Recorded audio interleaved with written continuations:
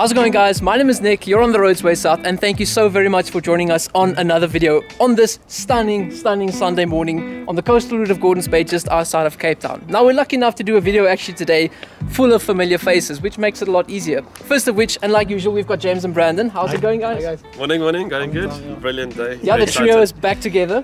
Yeah. So good to be back. Yeah, and like I've said now, just with the whole familiar faces thing, we've got another guy on the channel that you guys might remember from earlier this year. Please say hi to Ramiz again. How's it going, man? Nice to see you. Good, new. Yeah, so you guys might remember, I'm so glad we've got you on the channel again, because the previous time you were on, we were lucky enough to do a video with probably the craziest car we've ever had on the channel, a blue Lotus 7 built by the guys from Birkin. And as you guys can see, Ramiz is back, which means there's probably something different today. And in a sense, yes, it's a new car, but it's not a new car. And I think now it's probably time I should swing around, just cut you out for now, to show this lovely 1965 VW Beetle that we've got behind us here. A car that I've always wanted to do a video with. I think actually this is one of those cars that every petrolhead, at least once in their lives, has to drive. This is just one of those iconic cars, and today, thanks to Ramiz, we've got that opportunity. So I think, let's get this video going. Yeah, let's go.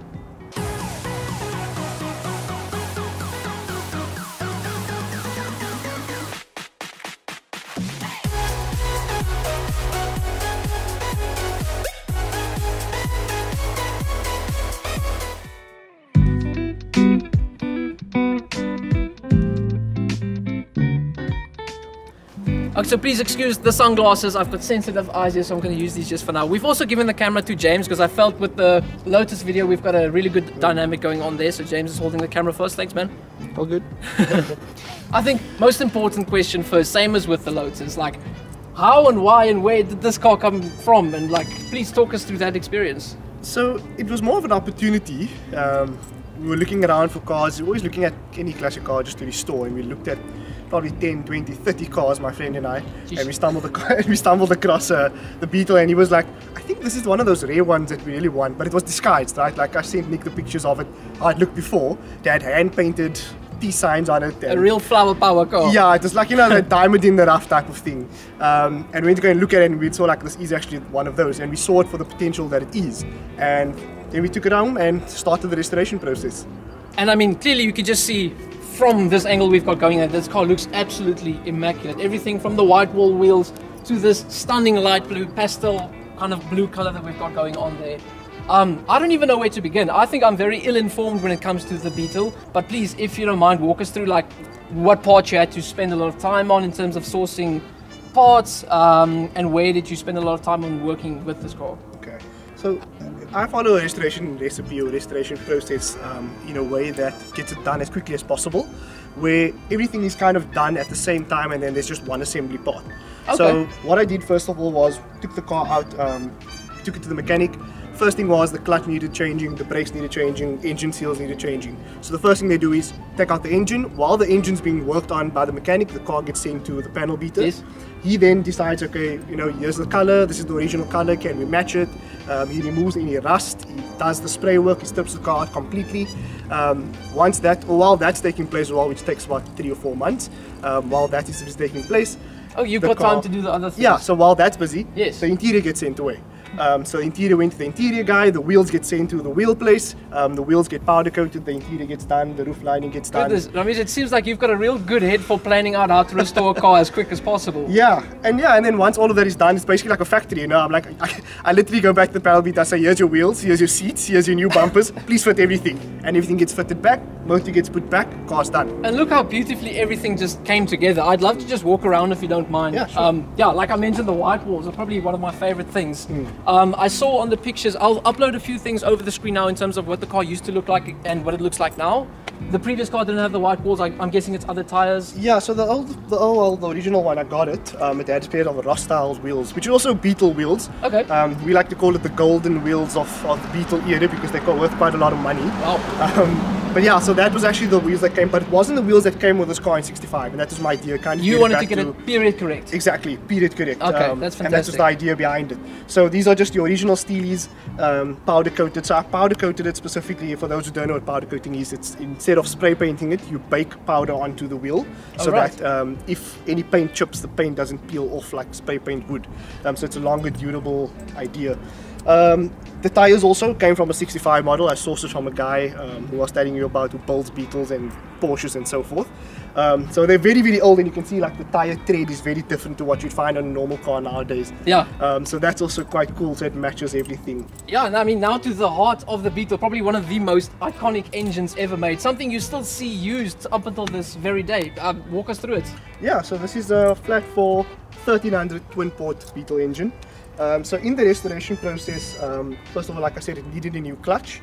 So that was taken out, and then all the seals were redone, meaning there's no leaks, which is very, very rare for a Beetle. Usually a Beetle will always have a leak somewhere. So my mechanic very generously replaced all the seals, the plugs, and you can see like over here, new seals that was painted again, serviced, cleaned out, new spark plugs, new plug leads. Fan belt was tuned, the carburetor was tuned, so there's no flat spot. It starts the first time, the timing was done as well. So yeah. And visually it just looks so clean and you know, up for the job. So actually when I got it, the engine was painted blue, and they painted the engine. Yeah, they painted the engine blue. This was like red. It looked, yeah. And it's fair to assume that you didn't use like enamel or anything. No, it was just like, paint. They just took whatever paint they found from Oh, CNA gosh. probably and painted over it. Look, they enjoyed the car. My idea fair, was very obviously to restore it. I mean, everyone enjoys their car to a certain point, and that's what they like to it.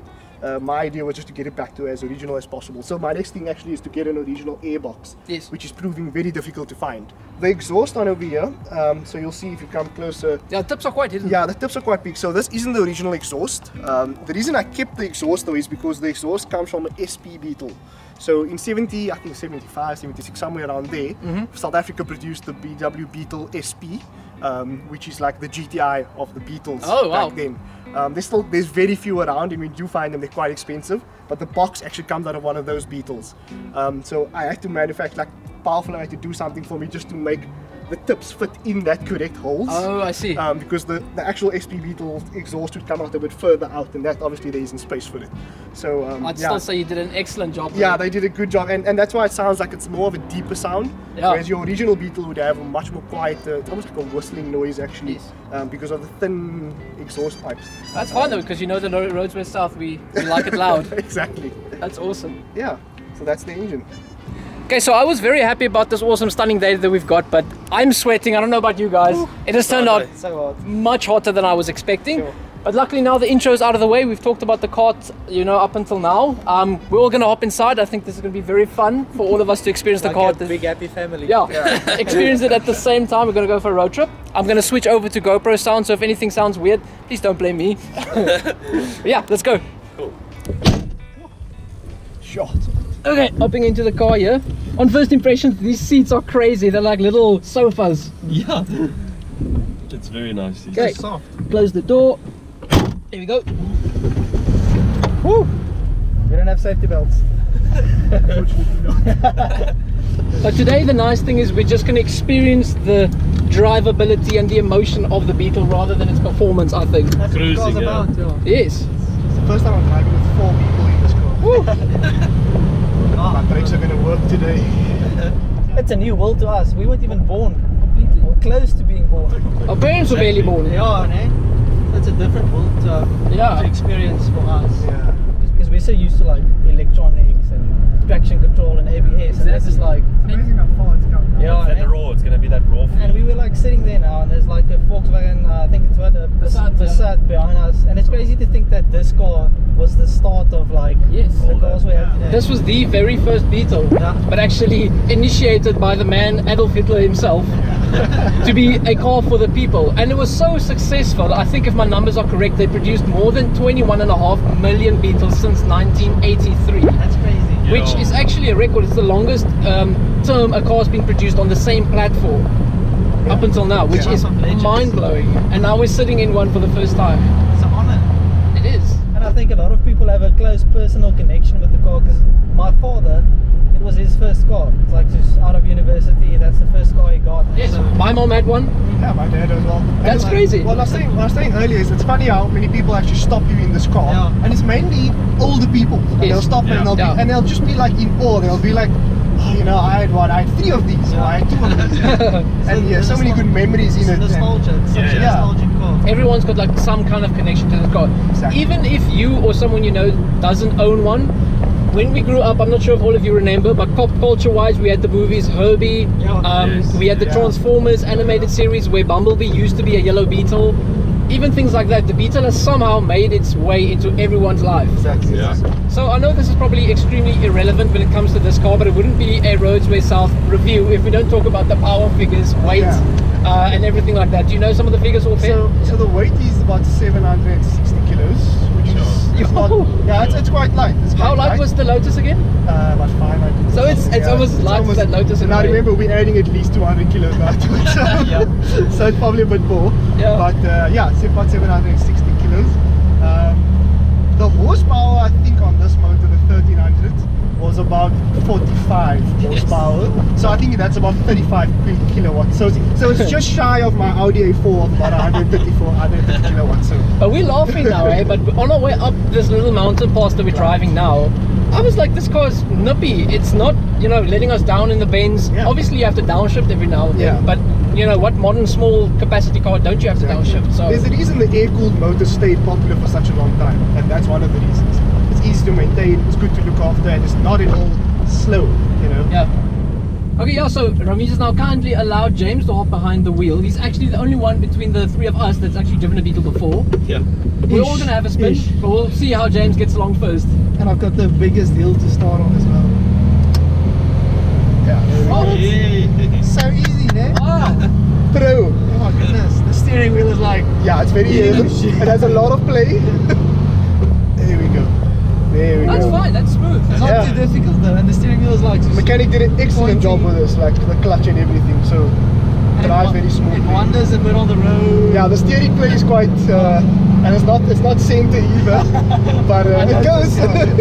No, it's not slow at all. Yeah, no, it's for 4 people in the car. Yeah. It's going quite It good. is a bit... Yeah, no, it's gonna look at it'll even out and then you'll feel a bit more power. It drives nice, Ramesh. It drives nice, yeah. So when there's 2 people, when you yourself are in the car, it drives even better. It's interesting. It's the first time I drive a car without power steering, Really? and it wanders. Eh? I saw you on the road wandering around a bit, and I can feel this is the car. So I was trying to do that also, not to go over any like ditches, because otherwise one of the hubcaps will fall. So you were following me. Yeah, I've had an incident where my hubcap was falling off while I was driving, and I had to pull over and run after it, because it's going down the bridge. Yes, I can see why you love it. Yeah. Oh, well, you know what? I think other cars with no power steering don't feel like this. I mean, like a City Golf doesn't have power steering. It has, and it feels it feels much better. But this is easy because the wheels are very thin. So it's much easier to turn. It's not heavy to turn. Exactly, yeah. The only thing I can actually notice is you need to bring the steering wheel back. Yeah, you have to, Obviously, it's no... The brakes is a bit... Where's the brakes? Yeah. Remember, there's no... Try to take a wider turn. We're going first now. Yeah, go mine first. I wouldn't have thought that turning the car was the most difficult part. Comfortable. Good. Thank you, Ramesh. Made my flipping ear.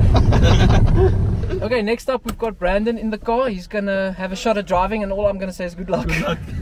The first thing I see is all the interesting stuff, is the hazards. You can pull these little buttons. It's so cool. That's the first thing I saw when I got in the car earlier. Very different. Okay, so let's see. First. There we go. It's in.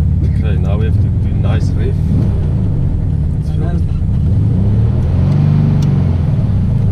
Whoa,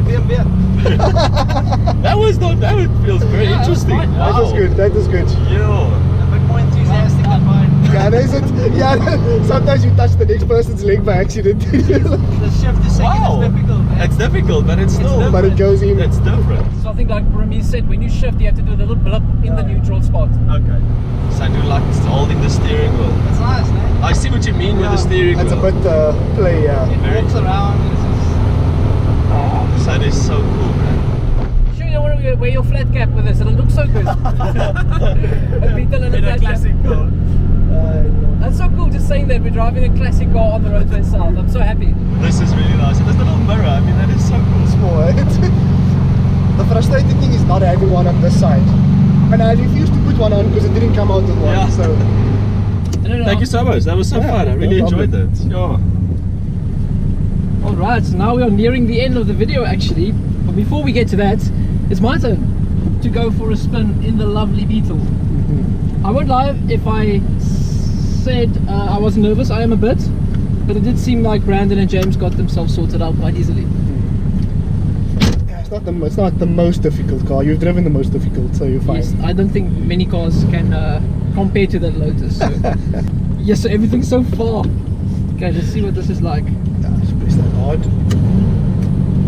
Luckily, you're not starting on a hill. Yes. They all had to start on a hill. Props to Branden and James for both starting on a hill. Okay, let's give this a shot. Come on, into gear.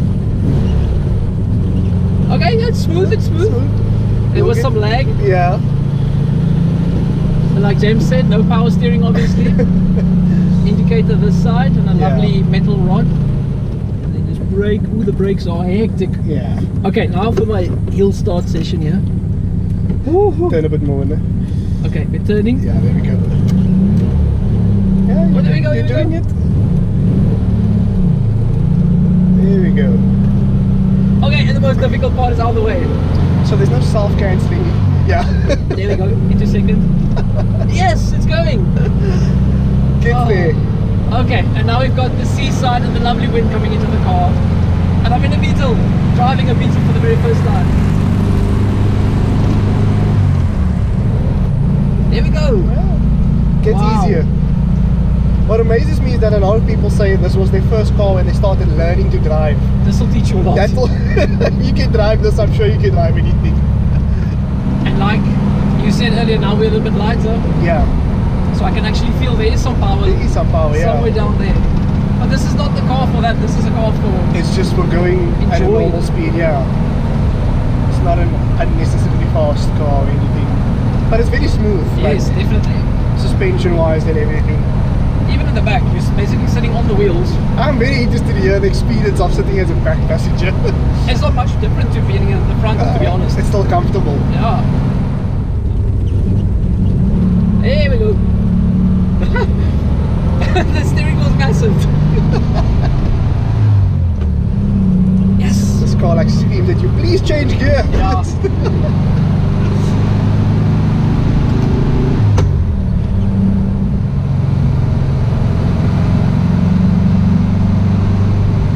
Oh man. Perfect.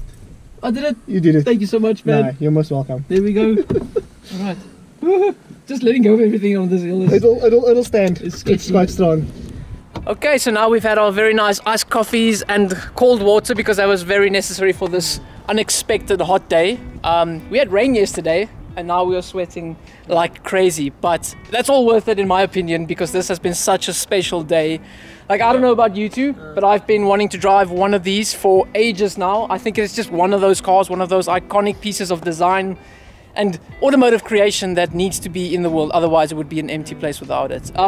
Any words of like experience? I've got a lot more respect for people that drive these cars because it's not easy. It's difficult with the long shifter and the no power steering, and also it's a flippin' massive experience to drive these cars, and I can understand why people love it so much. It's so awesome. Yeah, no, look, I enjoyed it.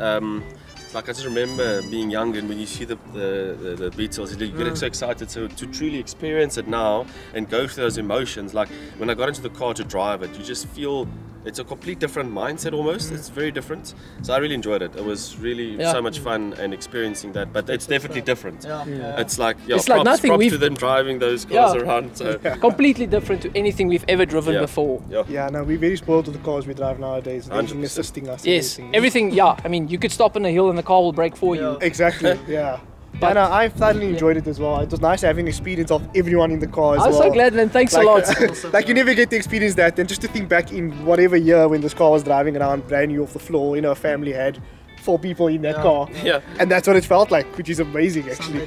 Can you imagine the collective special memories people have had over the years, over the decades with the Beetle back there? Such an iconic car, such an important piece of, I think, culture and history. Yeah, 100%. definitely. And for that, I need to thank you again, Ramiz, just for You're most allowing welcome. us to experience that. It was awesome. What a day. It was a great day. And with that being said, I think it's time we need to get out of the sun here. I'm probably pink by now. But yeah, again, we have enjoyed it so much. And with that said, I hope you guys enjoyed this video. If so, please hit the like, comment if you're so kind, and subscribe. And we'll hopefully see all of you guys in the next video. Cheers, guys. Bye-bye. Bye bye.